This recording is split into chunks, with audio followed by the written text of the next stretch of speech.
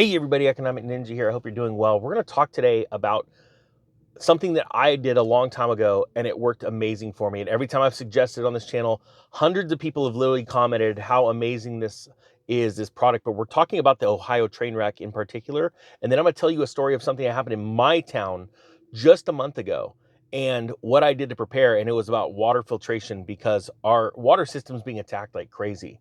But accidents like what is happening in Ohio, and I'm going to go over a couple of stories in a second, prove the need for you to be prepared. You never ever know when it comes to earthquakes around the world and where water supply is shut off like that, or hurricanes, or train derailments and hazardous material spills. And we're going to go into some of that and my background as well as a hazmat specialist, fro, tech, and specialist.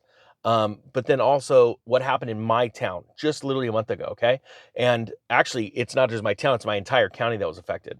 So I'll put a link to that water filter that I've been using for 12 years now. It is literally amazing. I love the company. I did my own due diligence. I always tell people to do their own. I found this company to be very um, well put together. They've got great customer service. I absolutely love them. And I have two different types of water filters. One that goes in on demand underneath the sink, and one that is an emergency gravity fed one that I just can leave on my kitchen counter, but I don't need it right now, except for what just happened in our town. So I'll go into that in a second. So the Ohio train wreck, if you haven't been following it, is absolutely horrific disaster. It's one of the worst disasters, I want to say, in 70 years of its kind. And what it was it appears to be an overheated wheel bearing on one of the trains, caused catastrophic failure, took one of the cars, tipped it over, and then subsequently the rest of the train started to tip over and collapse. As a hazmat fro, tech, and specialist, as a firefighter, I will tell you that it is what happened in that is a worst case scenario. When you pull up to an incident like this, where you have train cars all over the place and you have a fire, you have leaking material everywhere, the first thing that we do is we need to cordon off the area. We need to close off the area, and we have to identify that item, that specific material, as fast as possible. And one of the ways is we get together with the engineer, and they have a set of documents that have been put together in a binder along with from all of the companies that loaded those train cars, and we start to immediately identify what's in those tank cars that are on fire or leaking. Then what we do is we start doing what's called plume modelings. We try and figure out where the weather is headed, where the wind is pushing the smoke or the vapors, the gases of that material, and then we start to look to try and mitigate the leak itself, to try and protect, because our mission is to protect life, property, and the environment.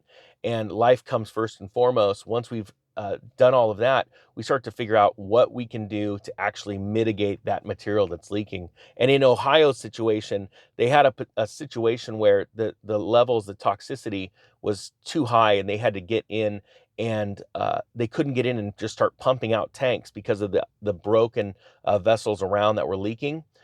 They couldn't get in and hook up using special kits that we have to hook up to these rail cars and pump them out.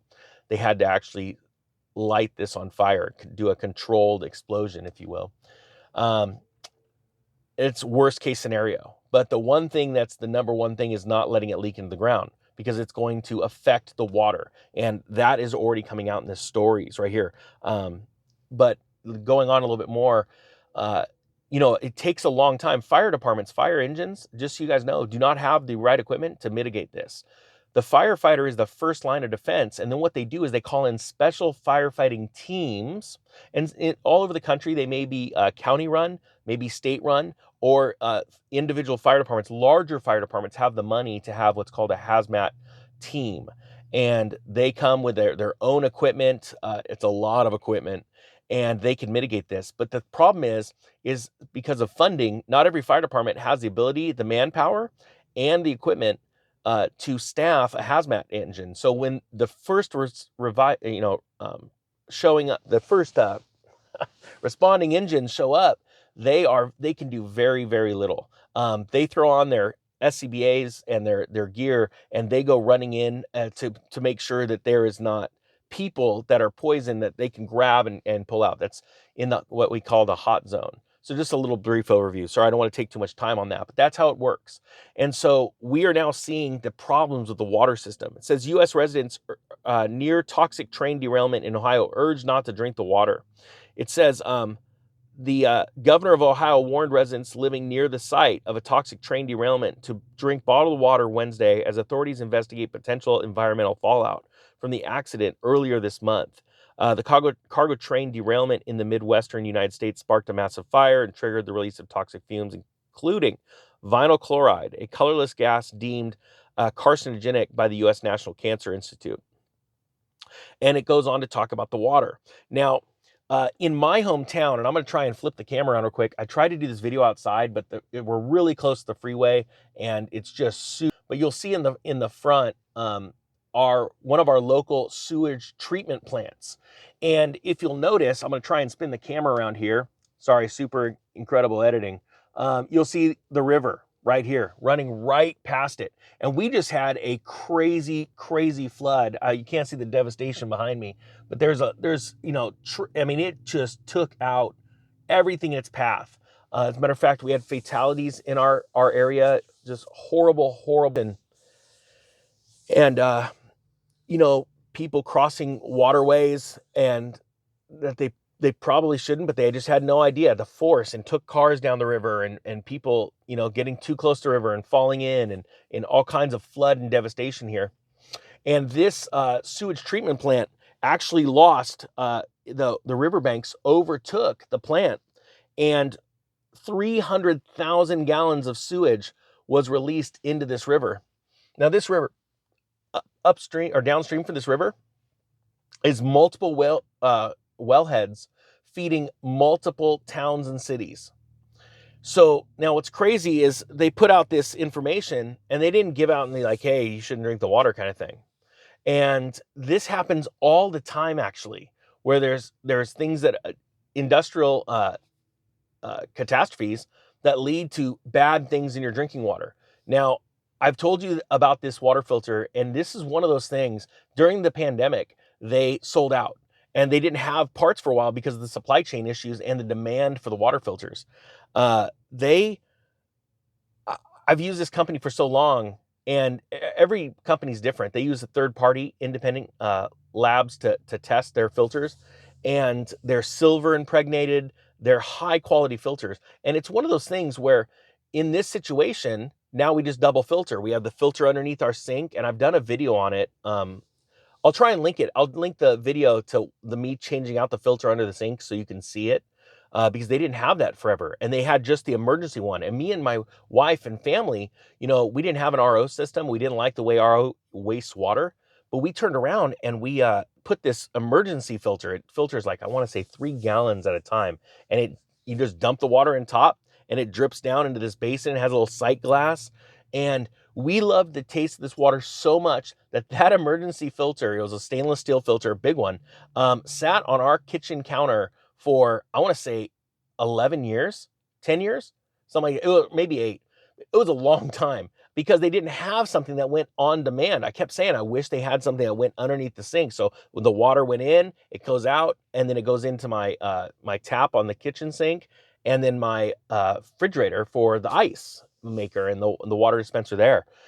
When they came out with that, I'm like, oh my gosh. And I did a video for YouTube, and I shared the referral link, and everybody that bought it, I kid you not, like, I never heard anything negative about it. They absolutely love this company. And compared to the other massive brands, the price is right. I like it's lower price than these big companies like, well, I don't want to say any, you just don't know what you're supposed to say or can't say, but this is crazy. I mean, my town, literally, they never put out a press release that I could look for saying, oh yeah, 300,000 gallons of it. They're saying treated sewage. Okay, so like at what level? Like, it's fine.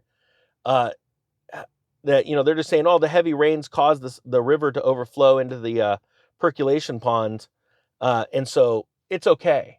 Well, my thing is you know what? For a while, the wellheads are literally right in the middle of the river, down the road, right? And why not just double filter? Super easy. But what you see all the time, and like with hurricanes, people are always waiting for the government to come and bail them out, come and help them, bring water. Well, what happens in like really crazy times where there's just no water? That's one thing you can't do without. Um, and I think it's very, very important. It's one of those things that once you do it, you're done.